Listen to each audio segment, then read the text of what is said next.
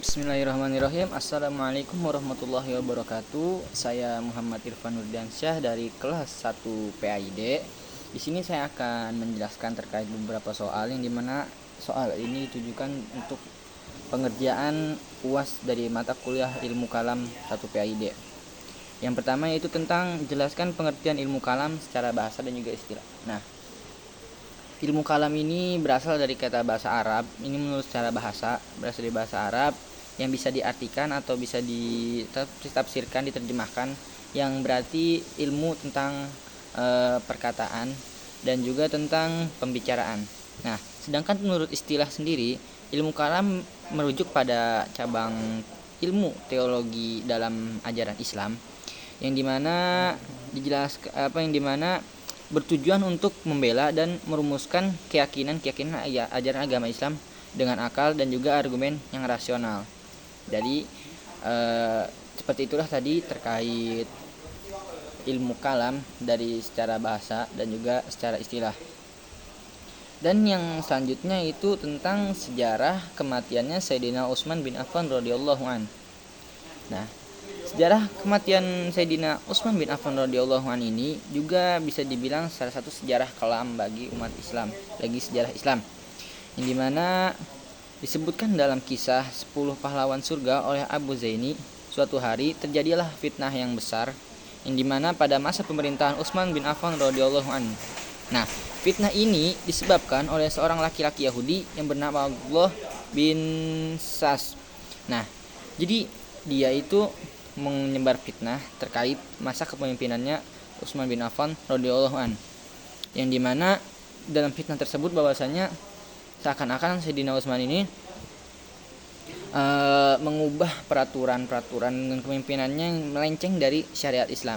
Dan juga Sayyidina Utsman, pada masa kepemimpinan Sayyidina Utsman ini menuai banyak kontroversi dari berbagai pihak, salah satunya dari pihak-pihak yang berada di Mesir, yang dimana itu tuh dicopotnya gubernur Mesir yakni Amr bin As, dan juga dilantiknya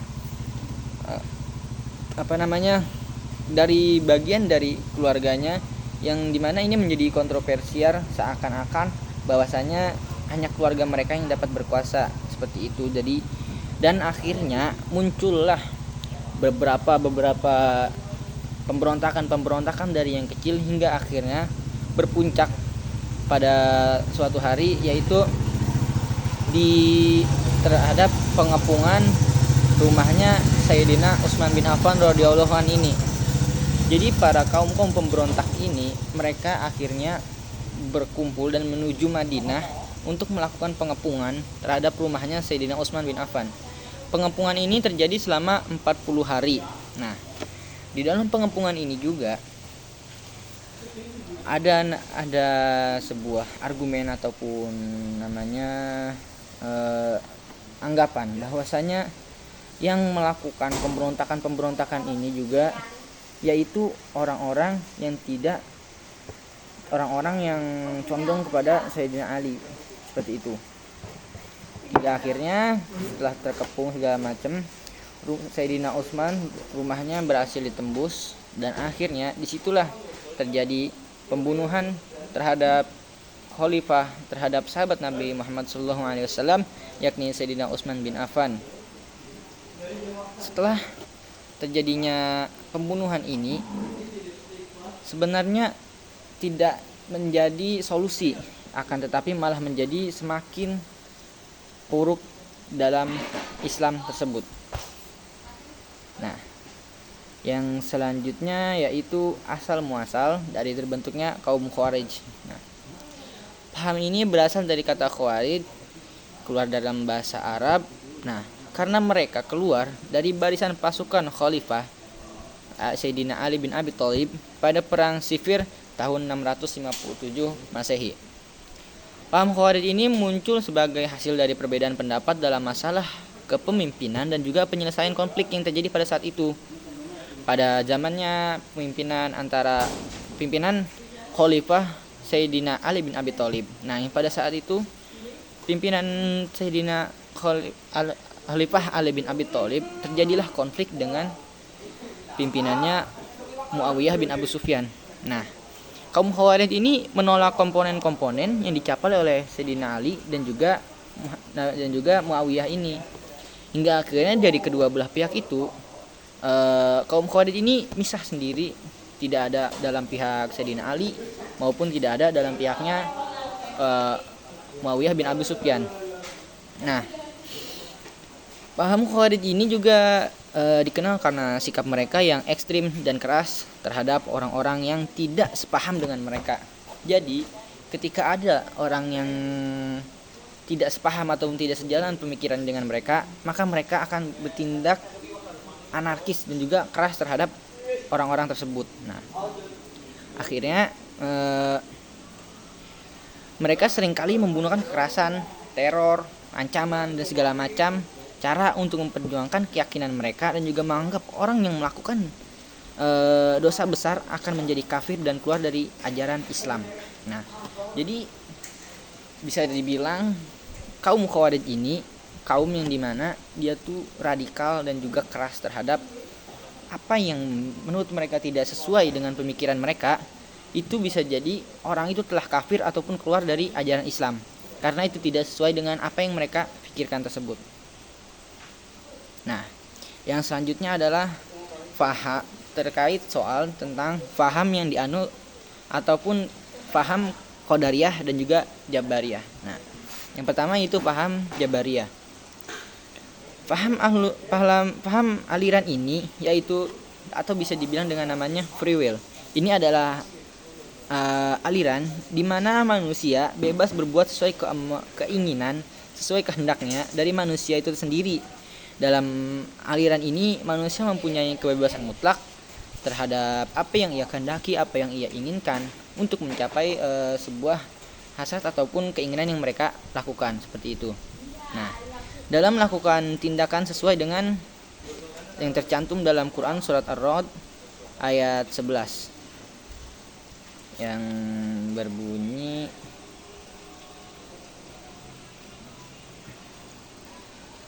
innallaha la yughayyiru ma biqaumin hatta yughayyiru ma bi anfusihim.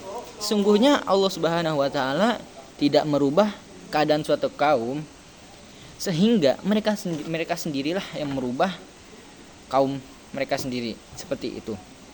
Itu terkait tentang faham aliran Qadariyah. Yang selanjutnya yang kedua itu aliran Jabariyah. Nah, aliran Jabariyah ini sendiri itu bertentangan dengan aliran Qadariyah yang tadi semuanya disebutkan.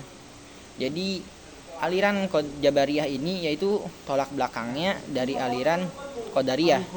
Nah, paham aliran Jabariyah ini adalah paham aliran yang meyakini bahwasanya segala sesuatu yang terjadi di dunia ini termasuk tindakan, pilihan, perlakuan, kehendak dan semacamnya yang dimana dilakukan oleh manusia tentu saja itu mutlak oleh takdir yang sudah ditentukan oleh Allah, yang sudah ditentukan oleh Allah Subhanahu wa taala.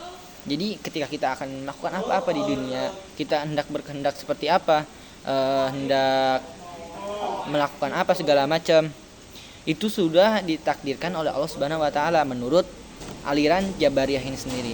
Nah, aliran ini berlandaskan dasar ayat Al-Qur'an surat As-Saffat ayat 96 yang berbunyi wallahu khalaqakum wama ta'malun.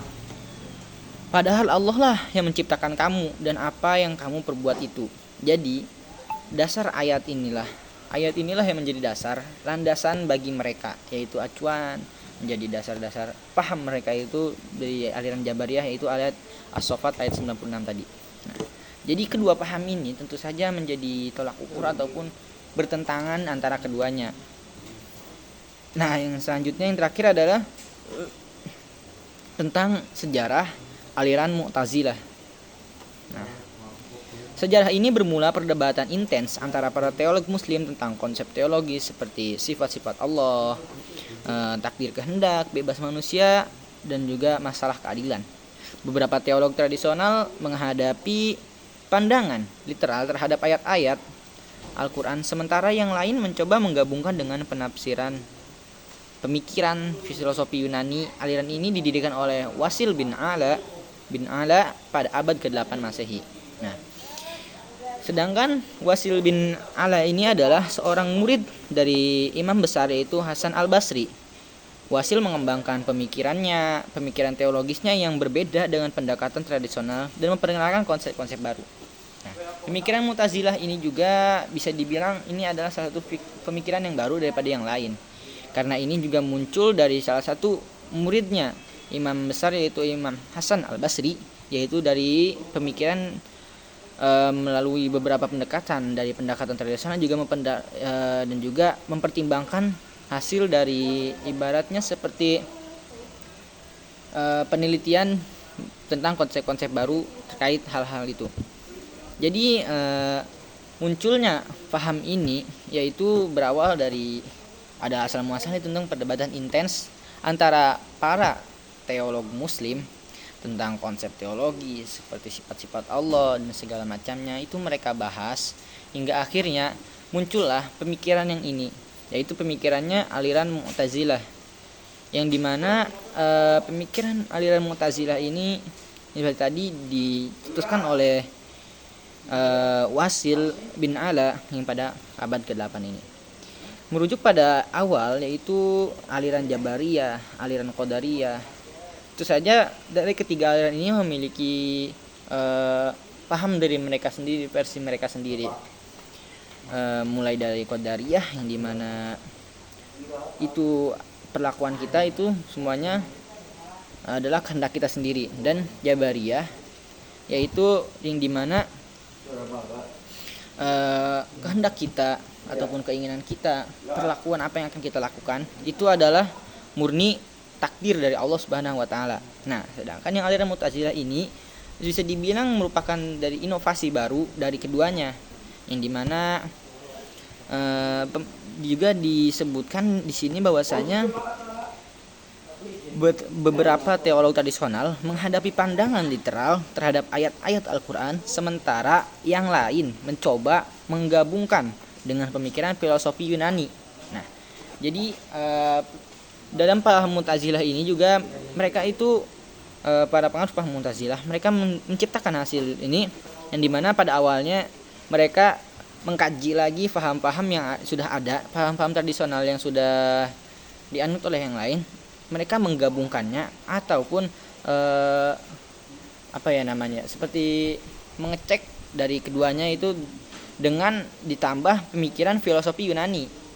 Nah, akhirnya muncullah sebuah paham yang baru, yaitu namanya paham Mu'tazilah ini. Seperti itu.